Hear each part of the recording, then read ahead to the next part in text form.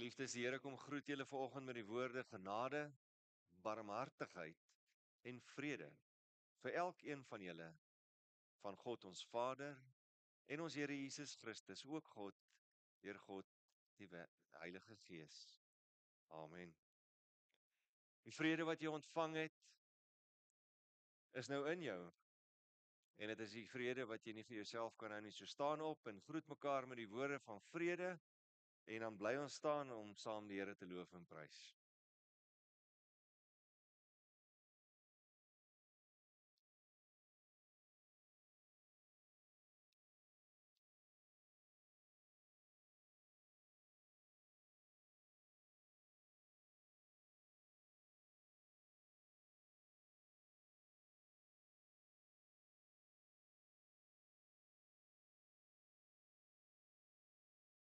Kom ons sluit dit dan bid ons saam.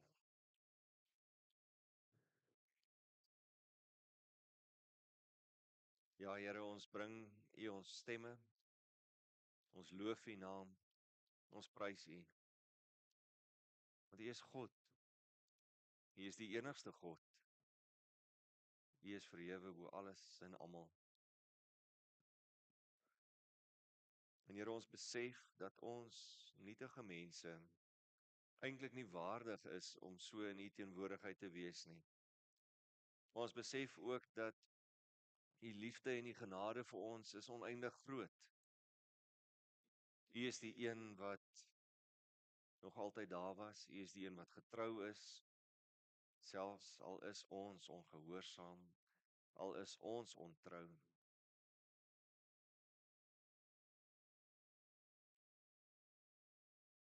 Here, dankie dat ons weet, daar is niks in hierdie heelal wat ons kan skei van U liefde nie. Die liefde wat daar is in Christus Jesus ons Here, soos Paulus ons leer in Romeine 8. Here, daarom wil ons vanoggend ook bid vir elke lidmaat wat dalk nog op vakansie is, mense wat deur moeilike tye gaan, mense wat met rou, met seer, met pyn leef, mense wat worstel met omstandighede. Here, ons bid ook vir al ons gemeentes in hierdie dorp. Ons bid vir U kerk. Ons bid vir die eredienste wat plaasvind. Here, mag U woord verkondig word, mag dit suiwer verkondig word. En Here, waar ons nou hier by mekaar is, gaan niks oor ons nie, maar net oor U. U eer, U lof, U heiligheid. Dankie dat ons nou afgesonder kan wees hier van die wêreld daar buite, dat ons kan weet dat U met ons is. Seën ons saam wees, Here, waar ons ook later uit die woord uit gaan lees, verder uit die woord uit gaan lees. Mag ons dit ter harte neem. Mag U Heilige Gees dit so vir ons openbaar, soos wat U dit nog altyd doen vir elkeen van ons afsonderlik. Mag ons besef dat ons in 'n verhouding met U is en dat U ons lei, dat U die een is wat groot gemaak moet word. U naam moet groot gemaak word. In Jesus se naam. Amen. Sing nie, want die wet is ingesluit in ons teksgedeelte wat in Lukas 10 is. Lukas 10 vers 25 tot 37. En ons gaan nou daarby uitkom. Maar die vraag wat vandag gevra word, en die van julle wat nou vanoggend die boodskap gelees het wat ek gestuur het op die inligtingsgroep sal sien, ek het gevra, is dit oor die vraag wat ons moet vra? Maar die vraag is, wie is my naaste? En wat ek nou vir die kinders ook gesê het, is juist dit. Vra ons onsself maar, wie is my naaste? Vra ons dit nog vir onsself af, elke dag. Mens kom op 'n punt, elkeen van ons in ons lewe, wat jy vir jouself vra, maar wat moet ek doen om God te behaag? Wat moet ek doen om in God se guns te kom? Wat moet ek doen om 'n goeie Christen te wees? Wat moet ek doen om 'n goeie mens te wees? En dis nie net 'n godsdienstige vraag nie, dis 'n lewensvraag. Dis ook die vraag wat die wetsgeleerde nou juis in Lukas 10 vir Jesus gevra het. Want hy vra vir hom, wat moet ek doen om die ewige lewe te verkry? En Jesus antwoord nie met 'n lys reëls nie, maar met 'n storie. En dis 'n storie wat ons almal ken. Selfs die kinders ken dit. Maar dis 'n storie wat elkeen van ons uitdaag. Maar die vraag is, wie is jou naaste? En dalk belangriker nog, wie se naaste is jy? Kom ons lees saam Lukas 10 vers 25 tot 37. En kyk, 'n sekere wetskenner het opgestaan om Jesus te toets en hom gevra: "Meester, wat moet ek doen om die ewige lewe te erf?" Jesus sê toe vir hom: "Wat staan in die wet geskrywe? Wat lees jy daar?" Hy het geantwoord: "Jy moet die Here jou God lief hê met jou hele hart en met jou hele siel en met al jou krag en met jou hele verstand en jou naaste soos jouself." "Jy het reg geantwoord," het Jesus vir hom gesê. "Doen dit en jy sal leef." Maar hy wou homself regverdig en het toe vir Jesus gevra: "En wie is my naaste?" Hierop het Jesus geantwoord: "'n man het van Jerusalem afgegaan na Jerigo en is deur rowers oorval. Hulle het sy klere uitgetrek, hom geslaan en toe weggegaan en hom half dood agtergelaat. 'n Priester het onvoorsiens met daardie pad langs afgegaan en toe hy hom sien, het hy aan die ander kant verbygegaan. En net so het ook 'n Lewiet by die plek aangekom en toe hy hom sien, het ook hy aan die ander kant verbygegaan. Maar 'n Samaritaan wat op reis was, het op hom afgekom. En toe hy hom sien, het hy hom innig jammer gekry. Hy het na hom gegaan, sy wonde verbind en olyfolie en wyn daaroor gegiet. Toe help hy hom op sy eie rydier, neem hom na 'n herberg en versorg hom daar. Die volgende oggend haal hy 2 denarius uit, gee dit vir die herbergier en sê: "Versorg hom. En wat jy ook al bestee, sal ek jou betaal wanneer ek terugkom." Wie van hierdie 3 dink jy was 'n naaste vir die man wat deur die rowers oorval is? En hy het geantwoord: "Die een wat ontferming aan hom betoon het." Toe sê Jesus vir hom: "Gaan maak jy ook so."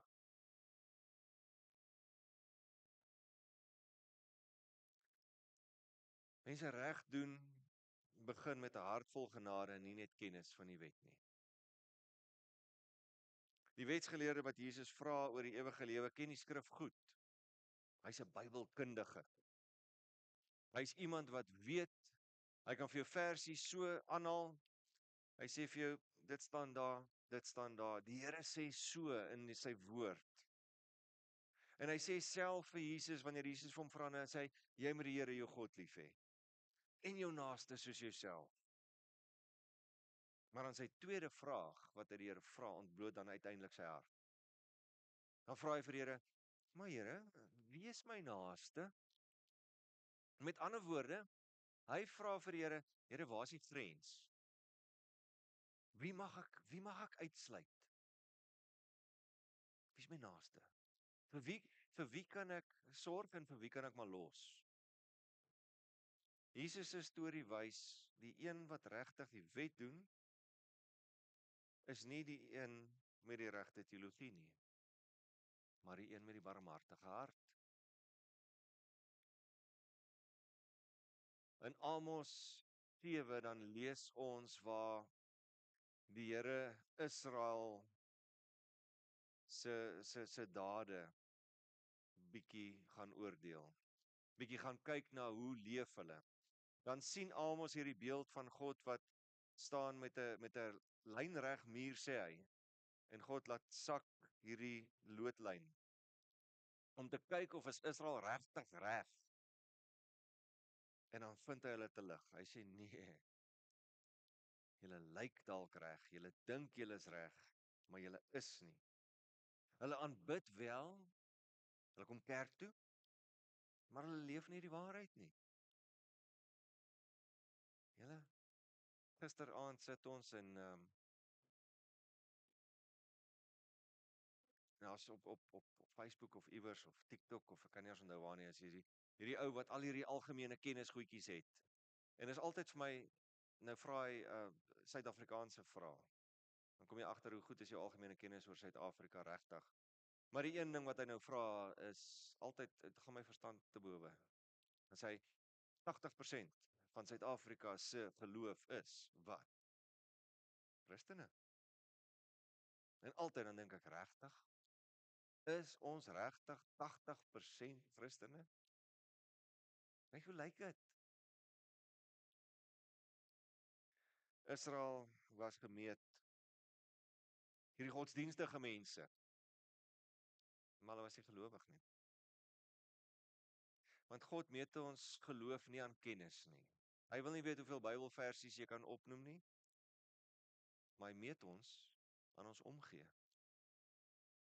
En omgee is nie 'n gevoel nie, dis 'n aksie. Jou liefde vir God moet sigbaar wees in hoe jy ander mense hanteer. Veral die wat anders as jy is. Om die Bybel goed te ken beteken niks as dit nie jou optrede verander nie. God soek nie net regte antwoorde nie, hy soek regte liefde. Genade vra dat jy ophou vra wie dit verdien en begin vra wie het dit nodig. 'n Geestelike lewe sonder barmhartigheid is soos 'n reguit muur wat skeef meet aan God se loodlyn. Dit lyk reg van buite af, maar is hol binne. En naaste wees moet ons besef, gebeur op die pad, nie net in die kerk nie. Die priester en die leviet in die gelykenis het albei goeie redes gehad om nie te stop nie. Hulle was heel waarskynlik op pad na een of ander godsdienstige byeenkoms en die feit dat hulle daar by daai man nou sou stop, aan hom sou raak, sou beteken hulle is onrein. Dan kan hulle tog nou nie in die kerk gaan sit nie. Want dan volgens die reinheidswette sou hulle nou eers vir 'n ruk moes afsonder en hulle sou nou skielik uitgesluit word uit hulle groepies uit. So om hulle eie selfsugtige redes eintlik, wat hulle dalk gedink het is baie vroom en baie mooi, sê hulle nee, ek gaan nie hierdie ou nou help nie. Maar die Samaritaan, die onwaarskynlike helper, hy sien, hy stop, hy buig, hy kniel, hy verbind wonde, hy betaal, hy gee. Hy gee op die ou end van die dag van sy tyd, hy gee van sy geld en hy gee van sy hart. Ons lewe in 'n wêreld, in 'n dorp waar baie mense daar in die stof lê in hulle eie pad. Partykeer letterlik. Maar oor die algemeen is dit mense wat emosioneel, geestelik of sosiaal stikkend is.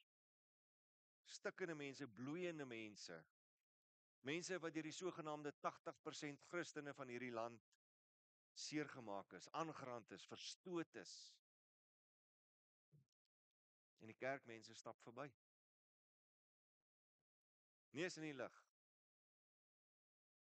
Maar dit is mos nou maklik om so verby iemand te stap en te sê, ag, maar weet jy wat, jy verdien dit. Jy verdien dit. Dis jou eie skuld dat jy is waar jy is.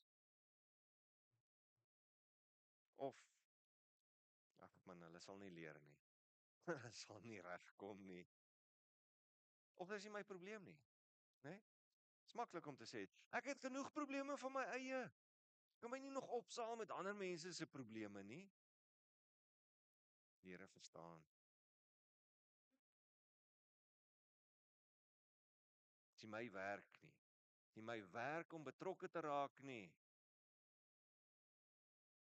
Die Here roep ons soos hierdie Samaritaan, nie net verby hierdie dinge te kyk nie, maar om teen hierdie ritme wat ons vir onsself ingebou het in ons lewens en om teen dit in te beweeg, om stil te staan, om te help, om te gee. Maak nie saak wat dit van ons vra nie.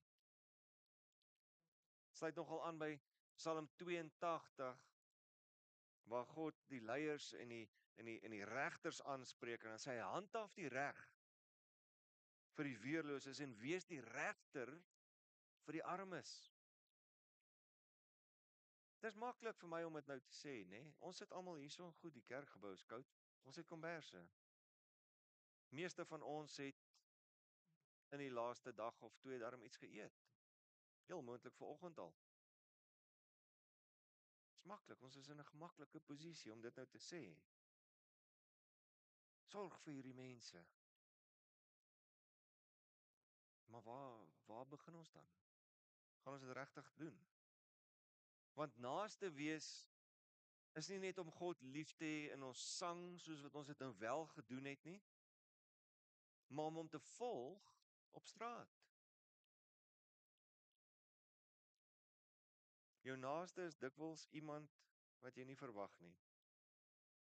En op 'n tyd wat jou planne gaan onderbreek.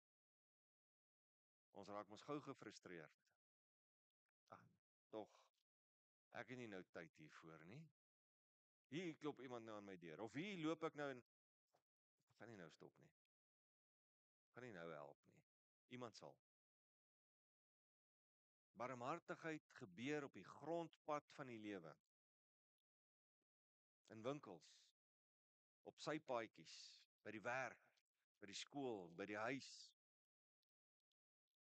Soms sal jy maar moet afwyk van jou roetine. Jy moet afbuig van jou gemak. En jou tyd, geld of energie gee. Want dis die pad van Jesus. God se mense word erken aan hulle bereidheid om stil te staan by ander se pyn. Selfs wanneer dit ongerieflik is. So wees bereid om 'n bietjie stadig te ry in jou dag en sodat jy kan sien wie voor jou lê.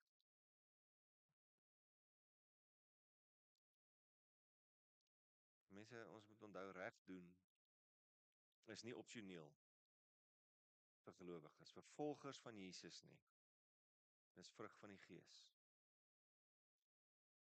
In 1 Kolossense dan bid Paulus vir hierdie gemeente. En hy sê dat hierdie gemeentes asseblief sal vol wees van kennis, maar nie net gewone kennis nie, die kennis van God se wil. Dan sê hy sodat julle 'n lewe sal lei wat die Here waardig is en in elke goeie werk vrug sal dra. Jakobus se hele brief gaan daaroor. Geloof wat nie tot dade lei nie, is nie volwasse geloof nie. Christus het nie gekom om ons net reg te laat dink nie, maar om ons reg te laat leef. In liefde, in diens, in offer. Die Samaritaan stap verby en hy stop nie eers en sê vir hom, "Hoorie meneer, wie is jy?" Hy vra nie sy naam nie. Hy vra nie wie hy is nie. Hy vra nie eers vir hom waarna toe hy op pad was nie, of is daar iemand wat ek vir jou kan bel nie. Hy sien die man se pyn en hy begin hom te help. Want dis hoe Jesus was. Hy is die ware, barmhartige een. Ons volg hom wanneer ons sy barmhartigheid uitleef teenoor ander. Maar ons dink altyd, toe maar, die kerk het 'n barmhartige bediening. Ons het 'n barmhartigheidsdiens. Ag, en dan is daar en gewelsyn, daar's die SAVF en daar's soveel ander plekke wat dit doen. Helpende hand en Noem hulle maar. Iemand doen dit. Geloof sonder barmhartige dade is geestelik onvolwasse. Om reg te doen is deel van hoe ons God eer. Om Jesus te volg beteken jy kies opsetlik om goed te doen. Nie net wanneer jy in die by is nie. Nie net wanneer jy so voel nie. Want barmhartigheid is nie iets wat jy maar net aanvoel nie, dis iets wat jy besluit. Eintlik dit is op die einde van die dag wie jy is in Christus. En getrouheid in die klein goedjies dra langtermyn geestelike vrug. Julle het dit geweet. Julle gaan baie keer hoor hoe ek verwys na gister se manne gebedsgroep, want ons praat oor die lekkerste dinge. Maar is juist daai, om iemand te bel, om tyd te maak vir 'n behoeftige persoon. Ons het gister die voorreg gehad in ons bedsgroep om 2 van ons sendelinge daar te hê. En toe praat ons so en dis nogal vreemd hoe mense partykeer dink. Dan sal mense maar sê, maar goed, in al die tyd wat jy nou al daar is, hoeveel mense het tot bekering gekom? Hoeveel siele het jy nou al gered? Dit gaan nie daaroor nie. Hoe gaan jy dit in afval meet? Het mense regtig tot bekering gekom? 200 mense sal hulle hand opsteek en sê, ja, ek aanvaar nou die Here. Maar jy gaan dit nie weet nie. Daai klein goedjies wat die saad plant, wat uiteindelik gaan vrug dra. Hebreërs 11 kan ons nog mooi gaan kyk na al daai geloofshelde. Nie een van hulle, amper nie een van hulle, het gesien wat die Here doen in hulle lewenstyd nie. Ons raak baie keer moeg, ons dink ons moet soveel resultate sien, ons moet die vrug sien. Ons hoef nie. Ons moet in geloof optree en ons moet God vertrou dat hy juis so in die lewens van mense sal werk en dat dit op die regte tyd, op God se tyd sal vrug dra. Die klein goedjies baie keer. Hand op iemand se skouer. Net om vir iemand te sê, hoorie, ek is daar. Ek het nie vir jou antwoorde nie, maar jy kan maar met my praat. Stort jou hart uit. Wend 'n bietjie. So laat jou Christendom sigbaar wees in die manier waarop jy mense behandel en veral die mense wat vir jou niks kan teruggee nie. Nie iets doen om iets terug te verwag nie. Barmhartigheid maak grense oop en dit sluit niemand uit nie. Hier is kom met 'n buiter. Dit is nie wie ek kerk binne. Iemand wat 'n skripsie iewers gedoen het wat praat oor die NG Kerk wat nog steeds so wit en Afrikaans is. En dadelik dink ek vir myself, maar ons is wit en Afrikaans. Dit maak sin om in Afrikaans te preek. Ons kan dalk in Engels ook. Maar die rede hoekom daar min of geen mense van kleur in ons kerk is nie, is omdat hulle in hulle eie taal bedien word. Dit maak sin. En dit gaan so, en dit is so oor eredienste, natuurlik. Maar die res van ons werk, die res van ons kerk wees. Jesus draai na hierdie wetsgeleerde toe. Die wetsgeleerde vra, hy vra aan Jesus, wie is jou naaste? En dan vra Jesus nie, Jesus beantwoord hom nie om vir hom te sê wie sy naaste nie. Hy sê vir hom, en wie is hy naaste? En dis die vraag. Want daarmee sê Jesus, jy hoef nie te bepaal wie jou naaste is nie. Jy moet kies om almal se naaste te wees. Gaan jy en doen net so. Wees jy 'n naaste vir ander? Dis nie 'n vraag van wie dit verdien nie, maar wie het dit nodig? Jesus laat ons ook natuurlik hier heeltemal anders daarna kyk. Want met hierdie manier wat hy dit benader, moet ons vir onsself sê, maar wat as dit ek was, wat daar gelê het? Wat as dit ek was? Hoe sou ek voel, as mense my ignoreer? As hulle my nie help nie? Sou ek enigiemand asseblief tog net help? Almal het al hulpeloos gevoel in ons lewe. Almal van ons het al iewers 'n tyd gehad wat jy sê, ag, Here asseblief help net. Dan sal iemand my net help. Jesus daag ons uit om onsself in ander mense se skoene te gaan plaas, of selfs om te dink hoe dit is om sonder skoene in die koue winter deur die lewe te probeer gaan. En wie is jy 'n naaste? Aan wie was jy 'n naaste? Dit gaan nie oor wie ons dink op die einde van die dag dit verdien nie. Maar wie het dit nodig? Verdien ons ooit God se genade? Nee. Maar ons het dit nodig. En wanneer ons so leef, jy so leef, om dit te besef, en ons leef dit, dan is ons in lyn met God se hart. En so word God se reg in hierdie wêreld sigbaar, soos Amos dit bepleit het, soos Kolossense dit gebid het. Want in God se koninkryk moet ons besef, is daar nie 'n ons en 'n hulle nie. Elke mens wat jou pad kruis, is 'n potensiële ontvanger van God se genade. Dis 'n potensiële ontvanger van God se barmhartigheid, waarvan jy die instrument is. God roep elkeen van ons om hierdie eerste tree te gee. Nie te wag vir 'n versoek of vir 'n uitnodiging nie. Kom ons hou 'n uitreik. Wonderlik, ons moet dit doen. En baie van ons sit agteroor en ons wag daarvoor, want dan het ons nou die geleentheid om iets te doen. En wat van die res van jou dag? Wat van die res van jou week? Barmhartigheid bring mense nader. Dit bou brûe, nie mure nie. En jy word 'n naaste wanneer jy kies om iemand se seer jou eie te maak, om dit te deel. Selfs al is hulle buite jou kring of jou kultuur.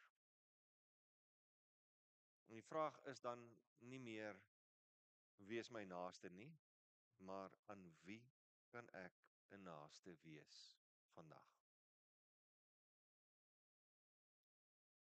Mense, die pad van geloof is nie net 'n leerpad nie. Natuurlik leer ons elke dag, maar dit is ook 'n leefpad. Vraag is nie net wie moet ek lief hê nie, maar wie het God vandag oor my pad gebring, oor my pad gestuur, dat ek hulle met sy barmhartigheid kan aanraak. Jesus sê, gaan jy en doen net so. So mag ons as gemeente nie net ken wie ons naaste is nie, maar wees wie Christus ons gemaak het om te wees. Ligdraers, mense wat wonde verbind, mense wat die seer van ander aanspreek en help om dit te genees, barmhartig is op God se pad van geregtigheid.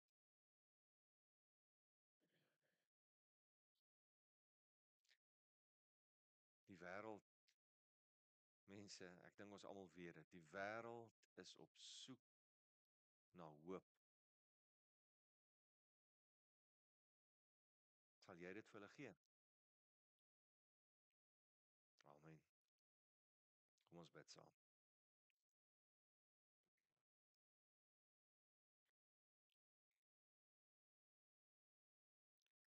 Here Jesus, toe ons almal daar in die pad lê, het U nie verbygestap nie. U het ons kom optel. U het ons wonde verbind. U het ons sondes vergewe. En U het ons deel gemaak van U huisgesin. Maak ons soos U. Help ons om nie blind te wees vir die seer rondom ons nie. Maak ons harte sag. Maak ons oë oop en maak ons hande gereed om U werk te doen. Here, laat ons nie moeg word om goed te doen nie. En leer ons om deur U genade vir elke mens 'n naaste te wees. Tot U eer alleen. Amen. Vang die seën van die Here en gaan in sy vrede. Mag julle elke dag wandel waardig aan die Here. In alles hom behaag. Vrug dra in elke goeie werk en versterk word met alle krag volgens sy heerlike mag. Gaan dan nou en wees 'n naaste